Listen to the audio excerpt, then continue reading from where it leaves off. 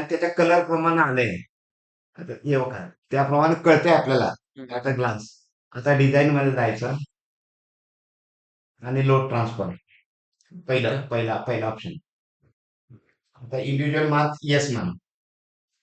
आता हे कॅन्टिलीवर जिथं जिथं आहे तिथे येस म्हणायचं. कीबोर्डनं करा येस नो किंवा ह्याने करा नो येस. चुकलं तर परत करायला लागतं एवढंच. Yes no. त्याला आपण आणि एक दोन वेळा विचारते. एकदा जर व्यवस्थित ओके झालं इंडिव्हिज्युअलला करायची गरज नाही मग नुसतं नो म्हणायचं. म्हणजे प्रत्येकाला विचारत नाही त्याचं ते नोला म्हणा. त्याचं ते पुन्हा एकदा लोड कॅल्क्युलेट करून घेते. दोनदा ते करते जरा. एवढं झालं ओके.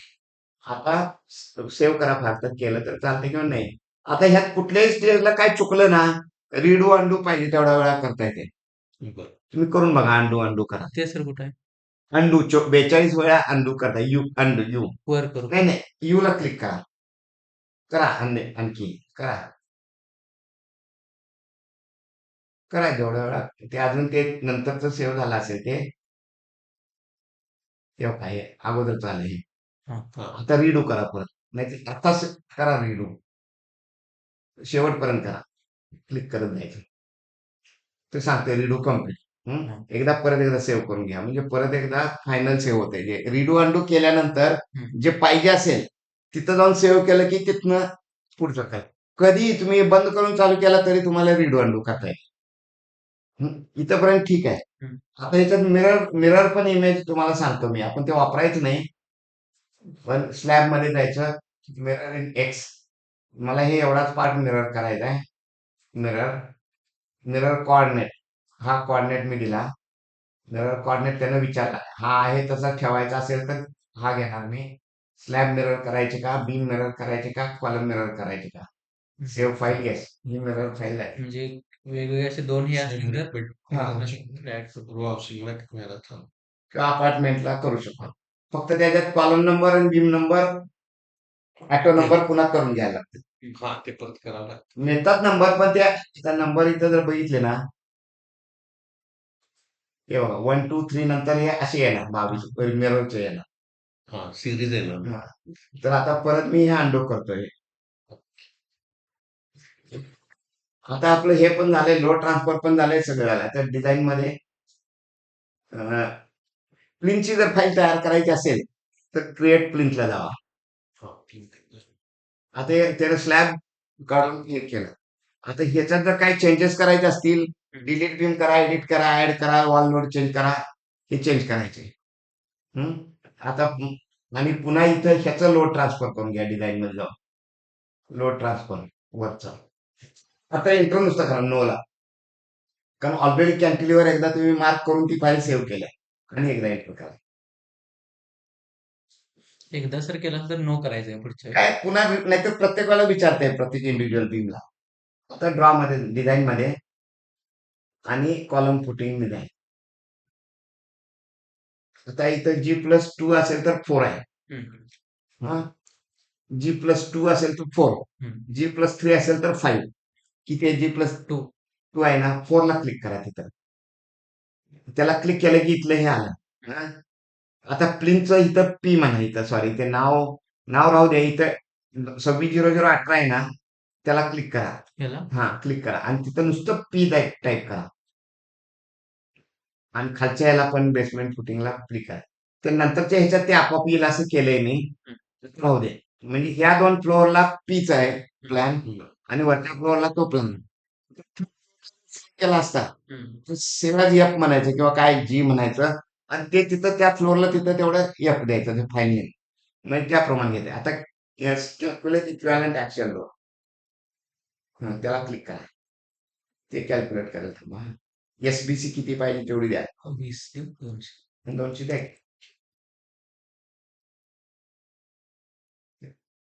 कॅल्क्युलेट करायचं. 20 तर द्यायला पाहिजे का 200 ठीक आहे केलं नाही ते त्याचं ते ऑटो घेते पण तुम्ही चुकून 20 दिला तरी घेते 200 दिला तरी घेते.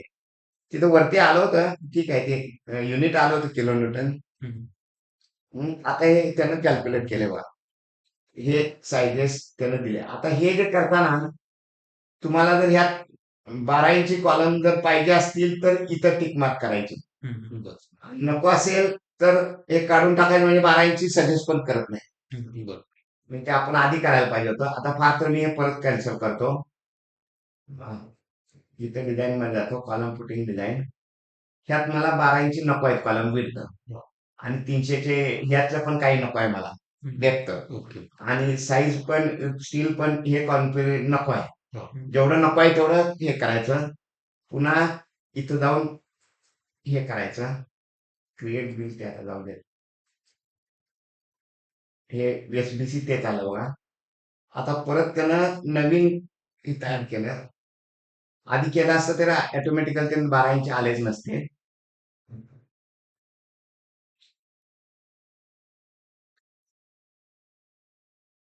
हे बघा, एवढेच आले 3 ग्रुप. तर इथं तुम्हाला वाटतंय हे कमी आहे किंवा बदलायचं आहे, त्याला एकाला क्लिक करा खालच्या ह्याला. तिथं 12 लिहिलंय तिथं क्लिक करा. थांबा, तिथं परत एकदा राईट साईडला क्लिक करा. करा क्लिक, आणि एकदा क्लिक करा. आता इथं ऍक्च्युली रिक्वायर्ड एवढा साईज आहे. हा. ह्याच्यापेक्षा खालचे आहेत ना, ते हायर साईजचे आहेत. तुम्हाला वाढवायचं असलं तर वाढवू शकता. हा, तुम्ही किती पण वाढवा, तुम्हाला पाहिजे तेवढं. परत एकदा करा, परत एकदा करा. तो 6-16 करा, किंवा तुम्हाला काय जे 6-16 पाहिजे. हा, 4-16 4-12 कर. तुम्हाला कसं पाहिजे तेवढं तुम्ही वाढवू शकताय. कमी करायचं तर कमी करू शकताय. जर तुम्हाला वाटलं थोड्यासाठी कशाला साईज बदलायचं, त्याच्या वरच्याला क्लिक करा. तुम्हाला जर बदलायचं असेल तर ते बदलायचे असेल, त्याला क्लिक करा. ते जर बदलायचं असेल,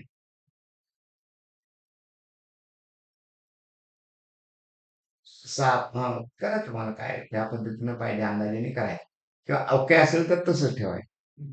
आता तुम्हाला एक मिनिट, हे इकडचं क्लोज करतो मी. हे कुठले कुठले कॉलम आहेत, इथं क्लिक केला ना तुम्ही, हे कुठले कुठले आहेत ते येलो मध्ये दाखवते. तुम्हाला एखादा कॉलम ह्यातला ह्यात टाकायचा असेल, मला आता इथं लोड पण कळतंय बघा. हे अंदाजे किलो न्यूटन मध्ये लोड आहे. हा, आता हा 196 आहे लोड. मला वाटलं हा कॉलम किती 7 नंबर आहे, तो इथं टाकायचा आहे. इथं क्लिक करायचं, 7 टाईप करा, आणि स्पेस बार दाबा. स्पेस बार दाबा. तिथनं वरच्या याच्यातून कमी झाला, आणि इथं तो वाढला. हे सर फक्त प्लेनचं आलंय का? नाही नाही, सगळ्या फ्लोअरचा सगळं लोड, सगळ्या फ्लोअरचं टोटल लोड. आणि हे जर तुम्हाला चेक करायचं असेल लोडचं, तर कॉलम्स मध्ये जायचं, शो.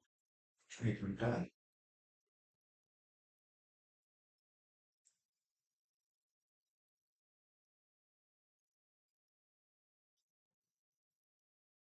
Show column load.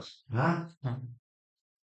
इथं क्लिक केलं ना, हे तुम्हाला स्टोरीचं, प्रत्येक स्टोरीचं लोड, हे स्टोरी, हे कॉलम नंबर 4 नंबर स्टोरीचं लोड 2 टन, त्याला तो फॅक्टर आहे, इक्वलंट ऍक्सियल लोडचा फॅक्टर.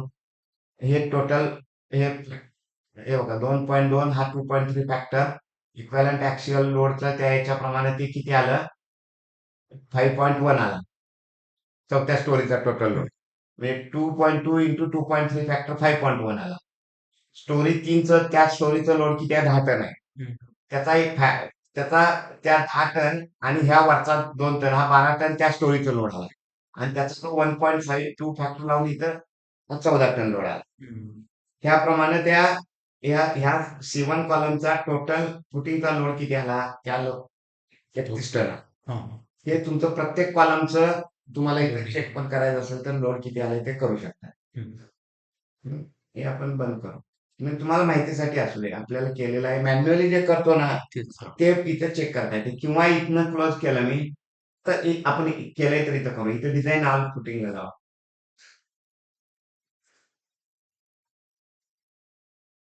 ओके.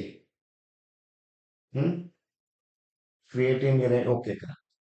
डिरेक्टली नसतील तर तिथं ते क्रिएट. एवढं झालंय ना, आता JW कॅड ओपन करा. मोठं करा, इनलार्ज करा. New file new, new, okay. ISO आहे ना, ओके, सेव्ह करा, ओपन. आता SCR टाईप करा, SCR, एंटर, आणि स्मार्ट RCC वर क्लिक करा इकडे. आता तिथली फुटिंग शेड्यूलला डबल क्लिक करा.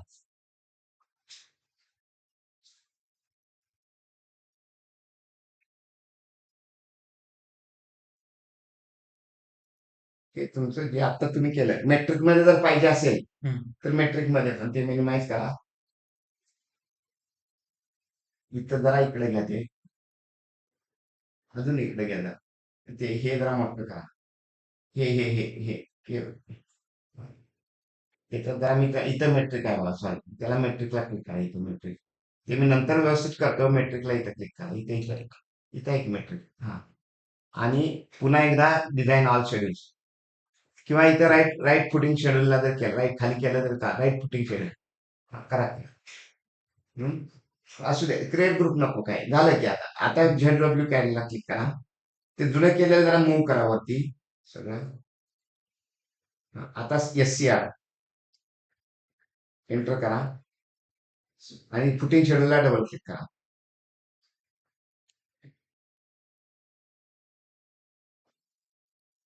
हे मेट्रिक मध्ये तर ही फाईल आहे ना सेव्ह करा. आता मिनिमाइज करा किंवा क्लोज करा ती क्लोज क्लोज करू. क्लोज करा. सेव्ह ते पाहिजे येस नो करा काय ना आता हे क्लोज करा. हे इथं क्लोज करा. तुम्ही आता एक कॉलम फुटिंगचं ड्रॉइंग तयार केलंय पण कुठल्या फोल्डर मध्ये केलंय तर इथं आरसी ड्रॉइंगला क्लिक करा. आरसी ड्रॉइंगला इथं तुम्हाला ते COL म्हणून ती फाईल ओपन होईल. मग बिल आपोआप तुमचे कॉलम आता तेवढं हे करा सेव्ह करा वरती. 2 नंबर